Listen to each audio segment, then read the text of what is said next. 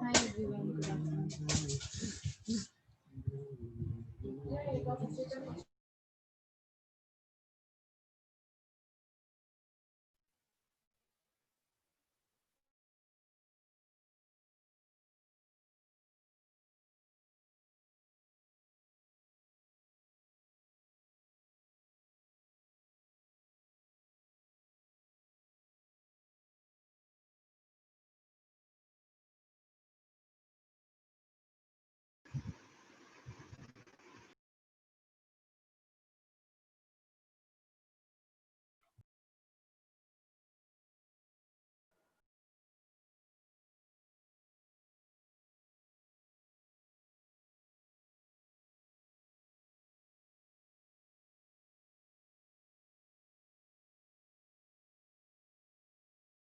Shall I start now?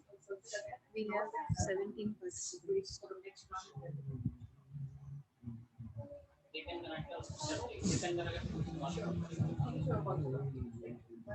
Today's lecture will be nature of economic laws. If you see, this is the next topic in your syllabus of economics. That what is nature of economic laws?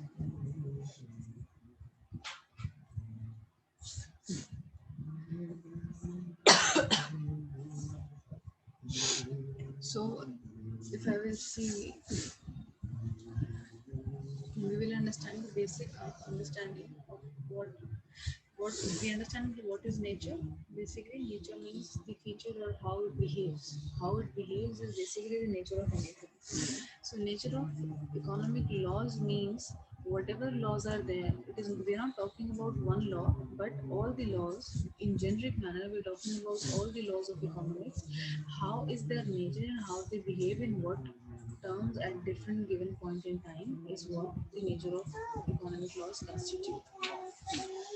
तो law of economics laws of economics क्या हुआ basically हम ये consider कर चुके हैं already और पढ़ भी चुके हैं हमारे घर क्लासेस में कि economics is basically not a science but a social science क्योंकि इसमें लॉज तो होते हैं जैसे कि साइंस में लॉज होते हैं वैसे लॉज हमारे पास यहाँ पर भी होते हैं बट उतना एक्यूरेसी के साथ एप्लीकेबल नहीं होते हैं जितना एक्यूरेट हमारे पास साइंटिफिक लॉज होते हैं और एप्लीकेबल होते हैं हर किसी पर इन द सेम फैशन वैसे हमारे पास उतना एक्यूरेसी के साथ उतना एग्जैक्ट हमारे पास एप्लीकेबिलिटी नहीं रहती है लॉज में तो दैट इकोनॉमिक्स में लॉज की so that is why it is a social like every other science economics too has drawn its own set of generalizations which are called laws of economics यानी कि कुछ भी generalisations के basis पर ही या किसी भी जनरिक मैनर में हमने कोई भी एक लॉ ड्रॉ किया है बनाया है जिसके बेसिस पर हम कुछ आगे स्टडी करते हैं अपने इकोनॉमिक्स में वो सारे laws are laws of economics ठीक है जनरली लॉज ऑफ जो इकोनॉमिक लॉज हैं उनके नेचर में क्या इंक्लूड नहीं होता है बेसिकली इज कि हम मस्ट नहीं यूज़ करते, ऑट नहीं यूज़ करते, या फिर हम हमेशा ये सोचते हैं कि अदर थिंग्स बीइंग इक्वल, ये हमेशा रहता है. So basically laws of economics are not applicable on everybody and must चीज़ जो है वो हम हमेशा नहीं यूज़ कर पाते क्योंकि हर किसी के ऊपर अप्लाई नहीं हो रहा. For example every individual is not same. हम लेकिन अज्यूम करते हैं कि हमारे सारे कंज्यूमर्स रैशनल भी हैं, सेम भी हैं, प्रेफरेंस भी सेम है, टेस्ट भी सेम है, which is not. That is why जो रिजल्ट होता है लॉज का, इकोनॉमिक्स के लॉज का, वो उतना इंडिकेटिव, उतना ट्रू, उतना फैक्चुअल नहीं होता है. Economics laws are said to be hypothetical and conditional. Hypothetical generally हम जो examples लेते हैं economics में वो hypothetical ही होते हैं. Hypothetical होता है basically which has got very less relevance to the real world. Realistic उतना नहीं होता है जितना कि हम एक common कोई भी example लेके या कोई भी unrealistic example लेके भी हम अपने law को apply करके हम study कर लेते हैं. However, economics basically है क्या? It is the study of the human behavior. Human कैसे behave कर रहा है, human being के ऊपर कैसे apply हो रही है, production हो रहा है तो human beings के लिए हो रहा है, consumption हो रहा है तो by human beings हो रहा है. So everything is revolving around human beings in our economics. ठीक है? So economic laws are basically inevitable and inescapable if some necessary conditions are fulfilled. But these conditions are not always fulfilled. यानी कि हम जो भी other things being equal है या कोई कंडीशन के बारे में हम बात कर रहे हैं, कुछ भी है, वो सारी चीज़ें हमेशा सेम नहीं होती हैं.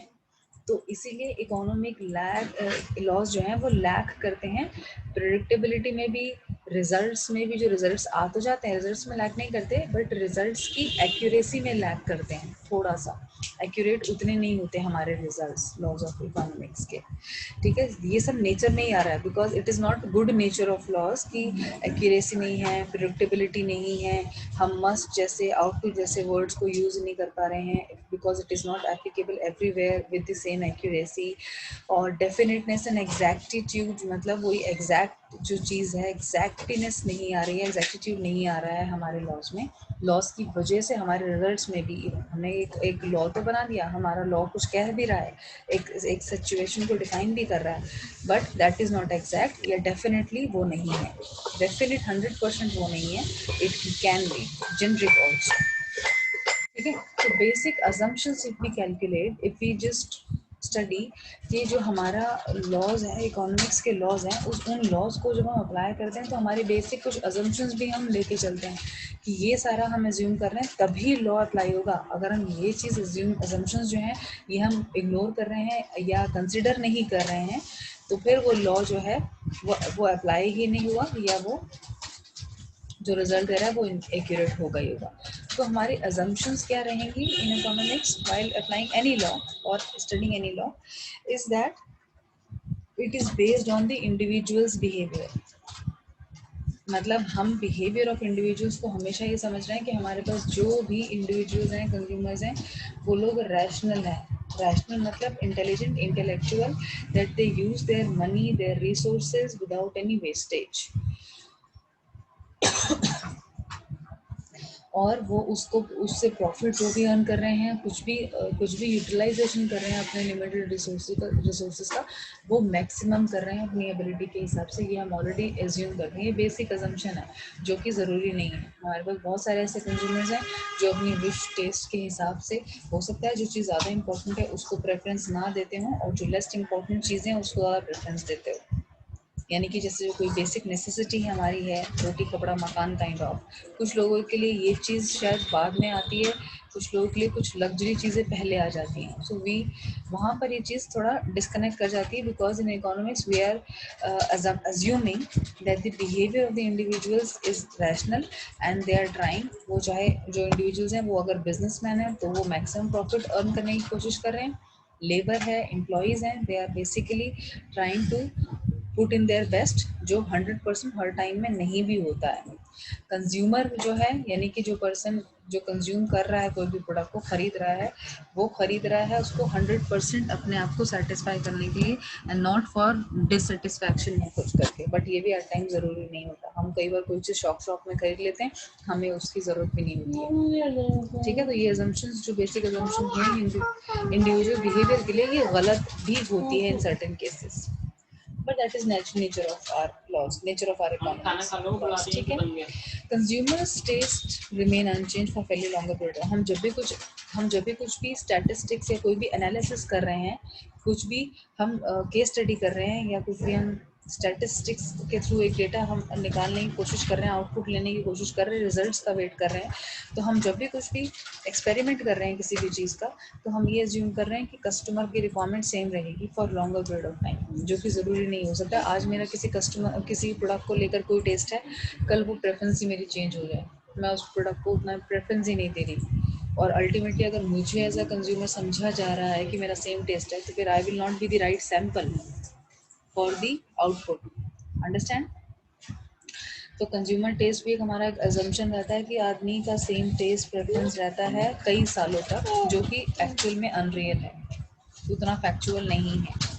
There is a perfect competition in the economy. हम ये भी एज्यूम करते हैं कि कंपनी में there are so many competition, there is no monopoly, people are there. एक प्रोडक्ट के प्रोड्यूसर जो हैं मार्केट में बहुत सारे हैं, कंपटीशन बहुत सारा है, ये भी हम एज्यूम करते हैं। ठीक है, नाउ मेथड्स ऑफ इकोनॉमिक्स, कि हम इकोनॉमिक्स में ये सब जो हमारे नेचर ऑफ लॉज हैं, इनको अप्लाई करने के लिए या कैलकुलेट करने के लिए हमारे पास कौन कौन से मेथड्स हैं इकोनॉमिक्स में। So methods are deductive method, inductive method and proper method. जैसे कि और सब साइंसेज, अगर हम साइंटिफिकली एक कम्प्लीटली साइंस की अगर मैं बात करूं, और तो उसमें जो भी हम मेथड्स या लॉ हम अप्लाई करते हैं, फॉलो करते हैं, those are implemented on anyone with the same accuracy. हर किसी, मतलब साइंस के जो लॉज है वो हर किसी इंडिविजुअल पे भी या as a whole economy as a whole भी अगर हम बात करें, तो सेम लेवल पर एप्लीकेबल होते हैं। But in economics the methods are, और इकोनॉमिक्स में भी साइंटिफिकली मेथड्स प्रूव होते हैं, but they are not applicable as true as science. So economics के जो मेथड है वो ये 3 मेथड है। डिडक्टिव हम पहले पढ़ेंगे।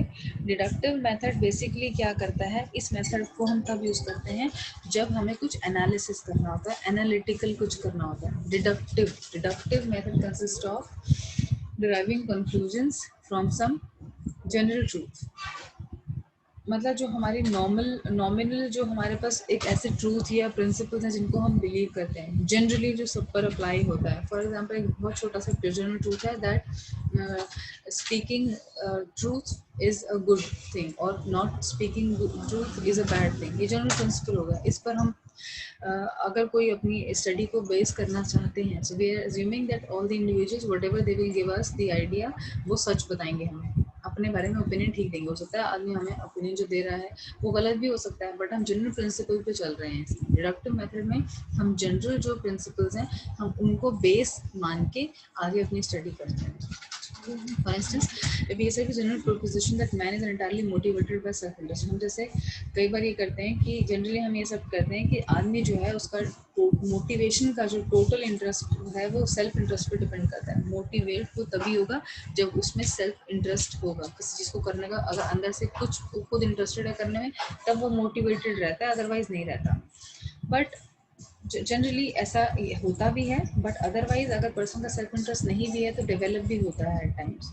सो then this become wrong at times. हम हमेशा जनरल प्रोपोजिशन को बात करते हैं इस मेथड में, इसीलिए कई बार अगर वो सिचुएशन जनरल प्रोपोजिशन वाली किसी एक इंडिविजुअल पे इम्प्लाई नहीं हो रही है, तो फिर हमारी स्टडी रॉन्ग होने का इस मेथड से पूरे चांसेस हो जाते हैं। तो स्टेप्स इन डिडक्टिव मेथड में भी हम पहले परसीव करेंगे अपनी प्रॉब्लम को, हमें किसके बारे में एनालिसिस करना है, क्या प्रॉब्लम है। कोई भी प्रॉब्लम ले सकते हैं, हमारी कंट्री का सपोज कोई भी प्रॉब्लम करंट में चल रहा है,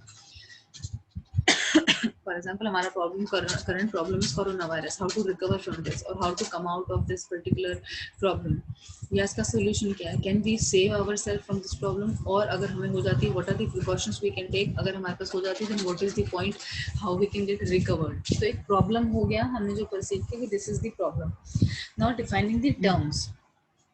next step is deductive method में कि हम अपने किन टर्म्स पर एनालिसिस करेंगे, हम वो पेश कर देंगे, and using hypothesis from the assumptions. Third step would be, once we will be confirming our terms and the problem we have set, we will also see कि अपनी कुछ assumptions लेके हम जो भी बेस होंगी हमारी current इस मेथड पे एनालिटिकल, जो हम बेसिकली जनरल प्रिंसिपल्स को फॉलो कर रहे हैं, उस बेस पर जो हमारी assumptions होंगी। Third step will be that generalization से हम अपना एक हाइपोथेसिस क्रिएट करेंगे, जो हमने अज्यूम करा है बेसिक पावर्स की, हम ठीक है बेसिक assumptions के हमने ठीक है ये in meanwhile this is what the general principle is and we are going to follow to apply in this particular method, and then उसको हम रियल टाइम फैक्ट से टेस्ट करते हैं। तो testing the hypothesis becomes the last step of this method, basically for the calculation of the results through this method.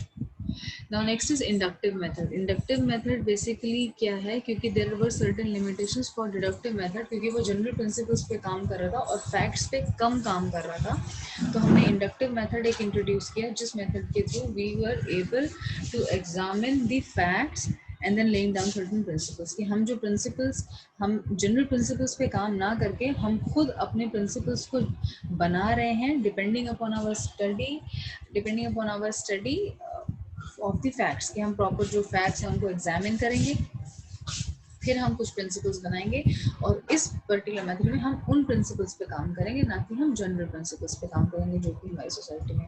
और facts का ये method थोड़ा बेटर इसलिए हुआ क्योंकि हम फैक्ट्स का मतलब जो एक्चुअल चीज़ें हैं हम उनको भी स्टडी कर रहे हैं, उनको कंसिडर कर रहे हैं, तो जो रिजल्ट हमारे आएंगे वो एक्चुअल में थोड़ा ज़्यादा फैक्चुअल होंगे, फैक्ट्स होंगे, सही होंगे, ठीक है। तो मेरिट्स इस पर्टिकुलर मेथड के कुछ मेरिट्स यही हैं कि this method can be applied for the verification of the conclusions, जो हमारे कंक्लूजन्स हैं, जो हम कंक्लूजन्स पुराने मेथड से अगर निकाल भी रहे हैं तो उन पर्टिकुलर कंक्लूजन्स को जो निकले हैं वो ठीक हैं या नहीं है, इंडक्टिव मेथड से वो बेटर तरीके से पता चल सकता है, क्योंकि हम फैक्ट के ऊपर भी बात करेंगे इसमें। Economic phenomenon is too complex for deductive reasoning, it is based to use inductive. जो हमारा फिनोमेना है, कोई भी फिनोमेना, हम किसी भी चीज़ पर बात करें, अनएम्प्लॉयमेंट हो गया, या अभी पेंडेमिक हो गया, कोरोना वायरस का हो गया, या अदरवाइज कुछ और इकोनॉमिक ग्रोथ हो गया, कोई भी प्रॉब्लम है, हम उस पर जो अगर बात कर रहे हैं तो वो मोर ऑफ हम अगर इंडक्टिव मेथड यूज़ करें तो बहुत अच्छा है। ऐसा नहीं होना चाहिए कि कोई एक अप्रोच, कोई एक मेथड इकोनॉमी में कोई दूसरी इकोनॉमी यूज़ कर रही है, जैसे सपोज कहीं पर कोई पॉलिसी यूएस में फॉलो हो रही है तो हम भी करने लग जाएं वो अपने देश में, ज़रूरी नहीं है। क्यों? क्योंकि हमारे पास जो लोग यूज़ कर रहे हैं या जिन पर वो अप्लाई होगी पॉलिसी, होता है वो डिफरेंट हो, लोग ही डिफरेंट है, लोगों की थिंकिंग डिफरेंट है। Obviously US people and Indians are not same, so we will have to see कि जब हम कुछ फॉर्मुलेट कर रहे हैं तो हम इंडक्टिव मेथड को यूज़ करें, सो दैट हम फैक्ट्स पर ज़्यादा बेस करें rather than कॉपिंग somebody else through deductive method, ठीक है। लिमिटेशन इस मेथड का यही है कि फैक्ट्स तो हम कंसिडर कर रहे हैं इसमें, लेकिन हम कंप्लीट सारे फैक्ट्स को इसमें भी नहीं कंसिडर कर पा रहे, इनसफिशिएंट नंबर ऑफ फैक्ट्स हमारे पास रहता है। फॉर एग्जांपल अगर हम स्टडी करना चाह रहे हैं या हम कोई भी पॉलिसी हमने अपने देश के लिए बनाई है, कोई भी पॉलिसी हमने देश के लिए बनाई, तो वो पॉलिसी हो सकता है कुछ ग्रुप ऑफ पीपल के लिए वो उतनी अच्छी ना हो। फॉर एग्जांपल एक पॉलिसी कंपनी तो बना देती है, सारे सिटीजन्स के लिए एक पॉलिसी बना दी, कोई भी हर किसी के पूरे देश में अब वो कोई भी पर्सन उसको यूज कर, लेकिन क्या वो सभी के लिए ठीक है?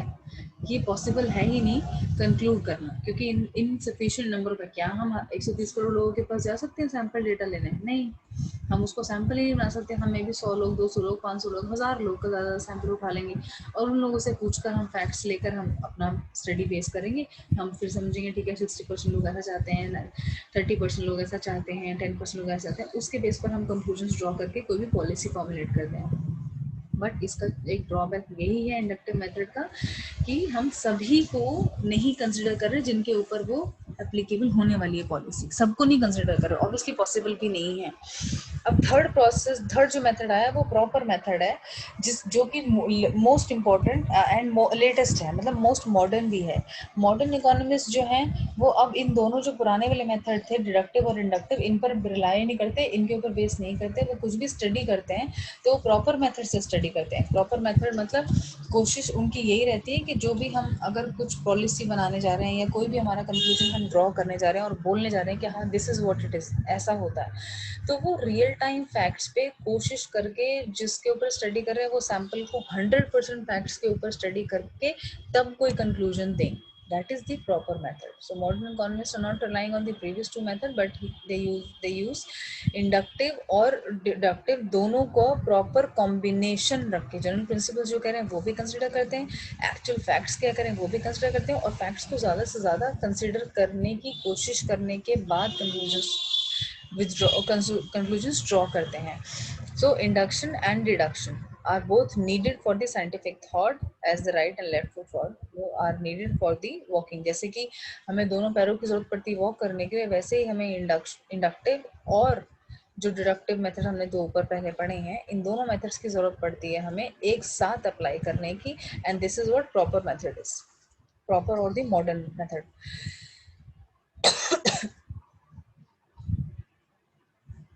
डिडक्टिव मेथड वैसे तो सूटेबल होता है प्योर थ्योरी के लिए, इंडक्टिव मेथड वैसे सूटेबल होता है फॉर्मुलेटिंग एनी पॉलिसीज, बट जब हम इन दोनों का मिक्सचर करके कहीं पर भी अप्लाई करते हैं और कुछ भी कंक्लूजन ड्रॉ करना है तो ये ज़्यादा एक्यूरेट होता है. So proper method should be used by everyone. All the economists should be recommended and should also be used in making any economic decisions for any country. ठीक है. नेचर ऑफ इकोनॉमिक लॉज जो है ये basically इस PPT में यही cover हो रहा है. मैंने और इस पीपीटी में आगे थोड़ा सा ये भी डाल दिया था कि माइक्रो मैक्रो इनके ड्रॉबैक्स, इंपॉर्टेंस, लिमिटेशंस क्या हैं, सो दैट अगर आपको माइक्रो मैक्रो से रिलेटेड कुछ क्वेश्चन आता है तो आप यहाँ से भी कॉपी करके थोड़ा सा डेटा ले सकते हैं. तो मैंने इसी में ही ये थोड़ा सा आगे और just to have the content with you guys मैंने डाल दिया था. और जो नेचर ऑफ इकोनॉमिक लॉज है this is all done. I have got one more document जो मैं आपसे अभी शेयर करूँ नेचर ऑफ इकोनॉमिक लॉज का, जो मैं आपसे एक सेकेंड आपको भी मैं दिखाती हूँ कि क्या है. उसमें भी थोड़ा सा डिटेलिंग है नेचर ऑफ इकोनॉमिक लॉज के बारे में. That is a PDF basically I got from somewhere. मैं वो भी आपको दिखा रही हूँ. नेचर ऑफ इकोनॉमिक लॉज इसमें पॉइंट वाइज दिया हुआ है कि अगर हम उसको और डिटेल में पढ़ना चाहते हैं. नेचर ऑफ इकोनॉमी मीनिंग क्या हो गया, अ लॉ और generalization is the establishment of a general truth on the basis of particular observation और एक्सपेरिमेंट्स. इकोनॉमिक लॉ जो भी बने हुए हैं ऑलरेडी बने हुए हैं, फॉर एग्जाम्पल कोई भी लॉ ऑफ डिमांड है जैसे वो बना हुआ है तो वो किसी स्टडी के ऊपर या एक्सपेरिमेंट के ऊपर या ऑब्जर्वेशन के ऊपर को स्टडी करने के बाद वो एक पर्टिकुलर लॉ बनाएगा कि ऐसा होता है, हमने स्टडी किया ऐसा होता है. प्राइस अगर बढ़ता है किसी प्रोडक्ट का सपोज तो उसकी क्वांटिटी डिमांडेड कम होती है, ये लॉ ऑफ डिमांड कहता है. तो लॉ क्या होता है, कोई भी एक लॉ एक ऐसा ट्रूथ, जनरल ट्रूथ जो सभी पर इम्प्लाई होता है. हम सोचते हैं कि ये सब पर अप्लाई होगा और ये आया कैसे, हमने कुछ स्टडी करा, एक्सपेरिमेंट करा, ऑब्जर्वेशन करा है, उसके थ्रू हमें पता चलता है वो laws. Economic laws are this. तो अगर आपके पास क्वेश्चन आता है इकोनॉमिक लॉज का तो एक तो जो मैंने पीपीटी अभी कवर किया सारा कुछ वो आप डाल सकते हैं. तीनों मेथड्स आप एक्सप्लेन कर सकते हैं, डिडक्टिव, इंडक्टिव और प्रॉपर मेथड. और नेचर ऑफ इकोनॉमिक लॉस को अगर आप और ज़्यादा ब्रॉडली एक्सप्लेन करना चाहते हैं so you can have it in the points wise things which is that इस पीडीएफ में आपको मिल जाएगा. Coming to that which is this economic laws. Basically हमने पढ़ लिया कि क्या है ना. Nature of economic laws is this scientific और लाइक नेचुरल और फिजिकल लॉस. साइंटिफिक तो है बट सोशल साइंटिफिक है, which is not applicable very factual way in the factual way to everything, but in it has a casual relationship. Okay, तो first nature of economic laws has become scientific है. तो second is that it is behavioral, you can say. second non predictable है like the law of tide. non behavioral का मतलब accurate predictions are not possible. पहले में हमने बता दिया कि साइंस अप्लाई होता है साइंटिफिक लॉज की तरह, इसमें भी लॉज हैं, कुछ फॉर्मूलेज भी डिफाइंड है, मैथमेटिकल कैलकुलेशंस भी होती हैं। कई बार हम जब हम कुछ भी रिजल्ट कंक्लूड करते हैं, बट सेकंड नेचर इसने क्या बताया है यहाँ पे कि नॉन प्रिडिक्टेबल है। Non predictable like law of tide. Law of tide, yeah, law of tide explains why the tide is strong at a full moon and weak at the moon's first quarter. On this basis, it is possible to predict the exact hour when the tide will rise. Means it is, ये एक तरीके से universe का related example ले लिया है हमने। तो इकोनॉमिक्स में बेसिकली नॉन प्रिडिक्टेबल लॉज हैं, उतना अच्छे से प्रिडिक्टेबल नहीं है। For example we are able to predict certain things की एवरी डे सुबह मॉर्निंग में there would be sunrise, there would be moon there in the night. तो ये सारे लॉज जो हैं ये तो बिल्कुल बिल्कुल साइंस के लॉज जो हैं ये एप्लीकेबल है everywhere, right, depending upon the place. But as far as economic are laws are concern जो हम पढ़ रहे हैं ये नॉन प्रिडिक्टेबल है। तो उनका एक नेचर क्या हो गया कि नॉन प्रिडिक्टेबल भी तो है। नॉन प्रिडिक्टेबल से आप मतलब समझ रहे हैं मीनिंग, प्रिडिक्ट करना जिसको मुश्किल हो, प्रिडिक्ट करना अंदाजा लगाना, जिसका अंदाजा लगाना एक्यूरेसी का अंदाजा। हम अंदाजा तो लगाते हैं ऑफकोर्स, अंदाजे पर ही हम काम कर रहे हैं, फोरकास्ट करते हैं फ्यूचर में ऐसा होने वाला है, ऐसा होने वाला है, प्रेजेंट वैल्यू, फ्यूचर वैल्यू, पैसे का या कंज्यूमर्स की टेस्ट या कंज्यूमर का डिमांड, हम क्या प्राइस रखने वाले हैं, सब कुछ प्रिडिक्ट तो हम पहले से कर पाते हैं। बट एक्यूरेटली प्रिडिक्ट नहीं कर पाते, तो that becomes non predictable. Accurate predictions are not possible in economics. Accurate predictions हम नहीं, क्योंकि फ्यूचर तो अनसर्टेन है। अगर मैंने एक बार को कल के लिए कुछ सोच पे लिया कि tomorrow we will do this, तो और हम उसको करने के लिए भी काम भी वैसे ही करेंगे, but it is not possible 100%। Nobody can guarantee us कि yes whatever way we have predicted tomorrow या एक साल बाद की सिचुएशन वो एग्जैक्टली वैसी होगी ही या नहीं होगी ये हमें नहीं पता।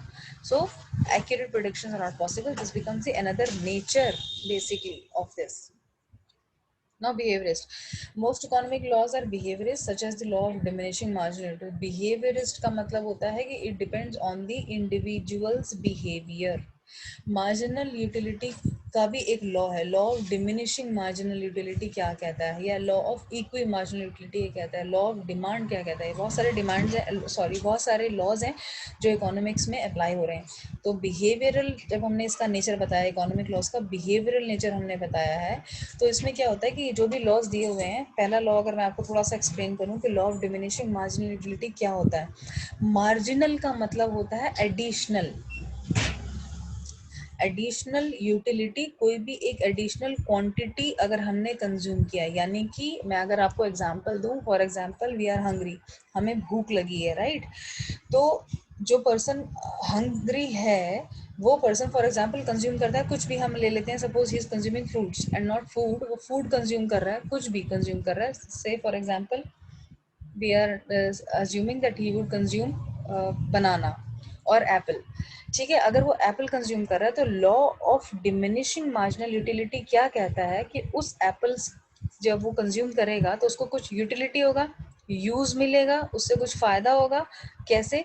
हंगर कम होगा, जो भूख है वो कम होगी। लेकिन ये पर्टिकुलर लॉ ये कहता है कि जो पहली यूनिट हम कंज्यूम करते हैं, यानी कि हमने जो पहला एप्पल खाया उससे जो हमें यूज मिला वो सबसे ज्यादा यूटिलिटी था उसका, और उसके बाद हम नेक्स्ट यूनिट ऑफ एप्पल अगर कंज्यूम करेंगे तो वो हमें सेटिस्फैक्शन तो देगा, यूज तो होगा, सेकंड एप्पल को खाने से भी हमारा और पेट भरेगा। लेकिन जितना यूटिलिटी फर्स्ट एप्पल ने हमारी बॉडी को दिया, सेकंड एप्पल उससे ज्यादा यूटिलिटी नहीं दे सकता, उसकी बराबर भी नहीं दे सकता। कैसे देगा? कम देगा, डिमिनिश हो जाएगा, डिमिनिशिंग मार्जिनल यूटिलिटी, यानी कि any additional unit we consume, the utility of that particular unit goes diminished। मतलब और एक टाइम ऐसा आएगा कि थर्ड एप्पल, फोर्थ एप्पल, शायद हमारी जब हंगर बिल्कुल खत्म हो जाएगी तो जब हम फोर्थ यूनिट कंज्यूम करेंगे शायद, तो उसकी यूटिलिटी शायद जीरो ही हो जाए, जीरो ही हो जाए, कि मतलब इसको हमें खाने के बाद अब बिल्कुल भूख नहीं बची है, तो अब हम उसके बाद जब कोई यूनिट कंज्यूम कर रहे हैं तो उसकी यूटिलिटी जीरो हो गई।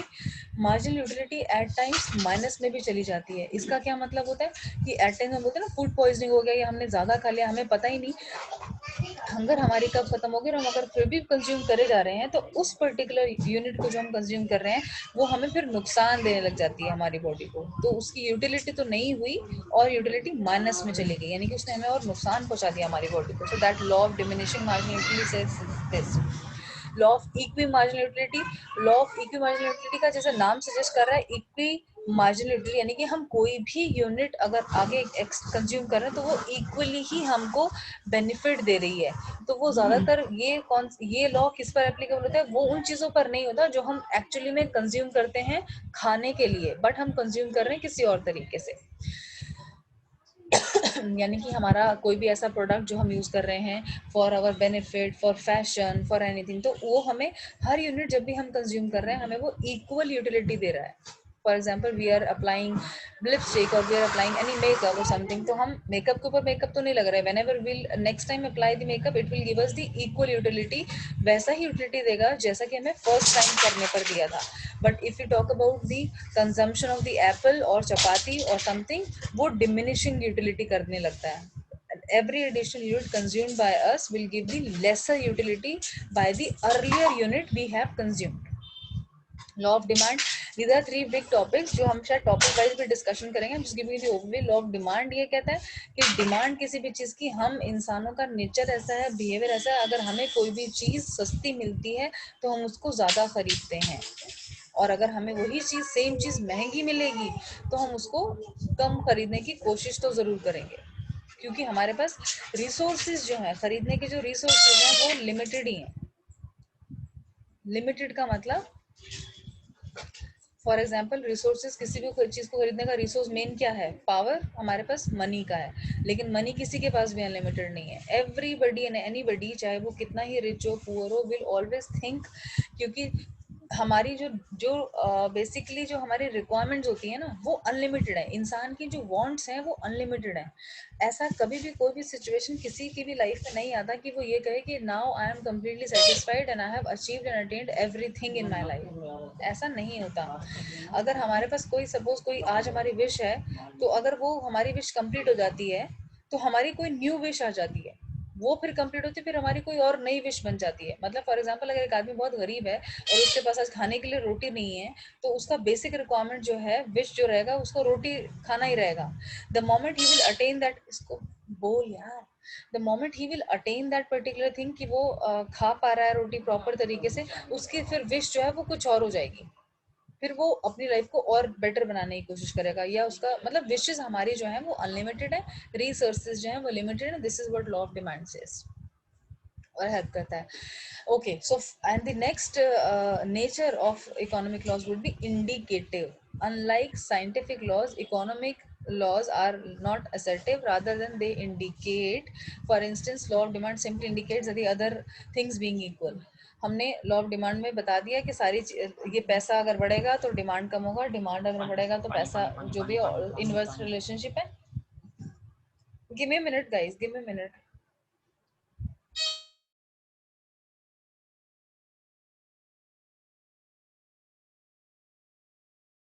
Okay, so sorry for the inconvenience. Okay, so basically scientific laws में कोई हम other situations के ऊपर बात नहीं कर रहे कि other situations ऐसा होगा तब science law apply होगा, ऐसा नहीं होता। वहाँ पर science law says this and it is applicable in every situation on everybody in the equal manner, in the same manner also. लेकिन हमारे यहाँ इकोनॉमिक्स में क्या होता है कि लॉज तो बन गए हैं, लेकिन हमारे पास बहुत सारे अदर अजम्पशंस भी हैं। हम ये अज्यूम करके चल रहे हैं कि लॉ ऑफ डिमांड तभी अप्लाई होगा जब अदर थिंग्स बीइंग इक्वल, मतलब आदमी का टेस्ट नहीं चेंज होना चाहिए। For example law of demand कह रहा है कि प्राइस बढ़ेगा तो डिमांड कम हो जाएगी, लेकिन अगर आदमी का टेस्ट ही बदल गया, उसको उस प्रोडक्ट की अब जरूरत ही नहीं है, तो फिर लॉ ऑफ डिमांड तो फेल हो गया, वहाँ पर अप्लाई ही नहीं होगा कि प्राइस बढ़ा तो डिमांड कम, या डिमांड बढ़ रही है क्योंकि प्राइस कम हो रहा है, वो फिर फेल होगा। तो अदर थिंग्स बीइंग इक्वल, ये चीजें इंडिकेटिव जो चीजें हैं, ये नेचर होता है इकोनॉमिक लॉस का, जो अदरवाइज साइंस में नहीं होता या और किसी पर्टिकुलर स्टडी फील्ड स्टडी में नहीं होता। ठीक है, it does not assert, so that is why it does not assert, but demand may also fall at times। ऐसा होता है कि अगर बहुत बार ऐसा होता है कि कुछ ऐसे assumptions हैं कि कोई एक बेसिक रिक्वायरमेंट है। फॉर एग्जांपल हम खाने की बात अगर करते हैं, तो अगर क्या व्हीट राइस का प्राइस बढ़ जाएगा तो क्या हम खाना थोड़ी कम कर देंगे? Whatever is our diet to fulfil our hunger, हम अपनी डाइट को तो उतना ही रखेंगे। तो अगर कुछ बेसिक रिक्वायरमेंट वाली चीज़ें महंगी भी हो रही हैं तो भी हम खाना करना कंज्यूम तो कम नहीं करेंगे। तो फिर वहां पर लॉ ऑफ डिमांड फेल हो गया। एक तरफ हम कह रहे हैं जैसे प्राइस बढ़ेगा वैसे क्वांटिटी कम हो जाएगा, तो यहाँ बेसिक पर भी तो अप्लाई होना चाहिए वो चीज, बेसिक प्रोडक्ट्स पर वो अप्लाई नहीं हो रहा, या लग्जरी प्रोडक्ट्स पर भी वो अप्लाई नहीं हो रहा, so that is why it is indicative. Got it? सिर्फ इंडिकेशन देता है। उसके बाद हाइपोथेटिकल। हाइपोथेटिकल होता है एसेंशियली सारे ही जो लॉस के कैरेक्टरिस्टिक्स हैं हमारे इकोनॉमिक लॉस के, वो हाइपोथेटिकल ही हैं, बिकॉज हम हर हाइपोथेटिकल का मतलब होता है कि जो बहुत ज़्यादा फैक्चुअल नहीं है, एक्चुअल नहीं है। हम एक्चुअल किसी एक आदमी की के ऊपर स्टडी करें, अगर एक्सपेरिमेंट करें, तो हम उसकी सारी चीज़ों को अज्यूम करेंगे और कंसिडर करेंगे जो एक्चुअल में वो कह रहा है, उसकी रिक्वायरमेंट्स क्या क्या हैं। लेकिन हम हाइपोथेटिकल क्यों बोल रहे हैं एसेंशियली हाइपोथेटिकल इकोनॉमिक्स में? क्योंकि हम otherwise other things being equal हर जगह अप्लाई करते हैं। आप देखो हर लेक्चर में मैं आपको बताती हूँ other things being equal, other things being equal. Other things वो क्या है? हर लॉ में हम समझ के चल रहे हैं कि मार्केट टेस्ट नहीं चेंज हो रहा, कस्टमर का प्रेफरेंस नहीं चेंज हो रहा, कस्टमर का माइंड नहीं चेंज हो रहा, कस्टमर की एजुकेशन नहीं चेंज हो रही, कस्टमर का कोई और लेवल नहीं चेंज हो रहा, स्टैंडर्ड ऑफ लिविंग नहीं चेंज हो रहा, उसकी इनकम नहीं चेंज हो रही, ये सारी अदर थिंग्स हैं। ये सब कुछ सेम हम अज्यूम कर रहे हैं कि रहेगा, तब हम अपने लॉज अप्लाई कर रहे हैं, जो कि क्या सच है? ऑलवेज ऐसा होता है? नो। सो नहीं होता, इसीलिए हमारे जो लॉस का नेचर है वो हाइपोथेटिकल है और रियलिस्टिक नहीं है, थोड़ा सा लेस रियलिस्टिक है, ठीक है, और मोर ऑफ जेनरिक है rather than more of specific होना या फैक्चुअल होना। It is more of generic and hypothetical, ठीक है। So this basically covers your nature of economic laws. And if I see your syllabus of economics, nature of economic laws was your, give me a minute, I think it was your first module is completed, or first unit I would say would be completed. I'm checking your syllabus now. If you will see your syllabus of economics, there are 6 modules in our syllabus. Module 1 का ये last topic था, तो module 1 अभी तक हम complete कर चुके हैं। Micro macro economics, introduction to economics, relationship between science, engineering, technology, economic development, PPC हम पढ़ चुके हैं। Production possibility curve last week में हमने कवर कर लिया था, जो कि इनवर्स रिलेशनशिप दिखा रहा था। नेचर ऑफ इकोनॉमिक लॉज एक लास्ट टॉपिक बचा था, जो कि मॉड्यूल 1 का लास्ट टॉपिक है, which we have covered today. Anybody has got any issue in the current topic which we discuss today, और whatever topic we have discussed until today? Module 1 में किसी को भी कुछ भी प्रॉब्लम है, you can unmute yourself and let me know your question. We can discuss. We have got 3 more minutes for this meeting, or after that automatically it will disconnect. So what I'm doing is I'm going to click your attendance. Meanwhile, you recall all the things. If you think that you would really want something to be asked, we can go for it.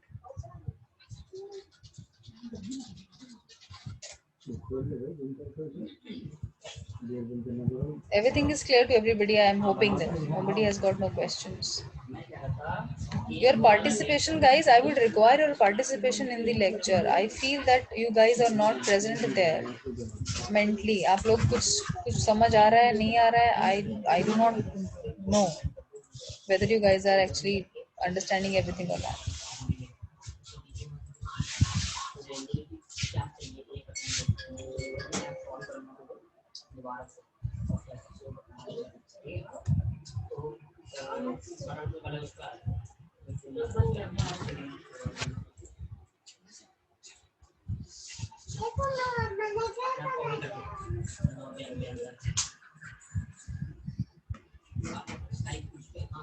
I'm clicking your attendance, guys.